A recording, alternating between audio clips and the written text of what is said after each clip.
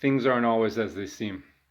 You can have an expensive, posh, glitzy office, top-of-the-line furniture, great part of town, MSNBC blaring on a TV, Bloomberg blaring on another, stock tickers going, and my first instinct was to fall into the trap. The ambush was set. Even the name of the firm, Watson Carter, sounded like it belonged on Wall Street. The impression had been made, and it was solid. And then the man walked into the office, and the impression was smashed to pieces.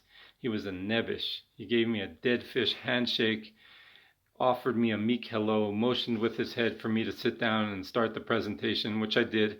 There was no eye contact at all. He was staring above my head at the TV that was blaring MSNBC the entire time. I think had I stopped the presentation and broken into an Irish river dance, he would not have even have noticed. But yet, when we left the meeting, Wolfman was all excited. He said, "Oh, this guy's in. He's going to invest." And I looked at him, "What? What meeting were you just in?" That Wolfman didn't notice any of this and thought he was going to invest was really bizarre. This guy had no charisma at all. And yet he was able to swindle people for billions. On the basis of what? Office furniture? He had about as much charisma as his water cooler. The crazy thing is that had he started to pitch us on his fund, I think Wolfman would have taken out his checkbook and invested. Unfortunately for Mr. Watson Carter, he would not have been able to have cashed that check unless there was a bank teller at the prison he was about to be ushered to.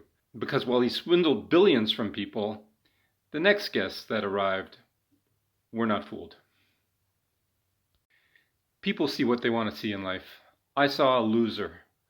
Wolfman saw the glitz. The people who invested billions in this guy saw a financial wizard. The police saw a criminal. Cover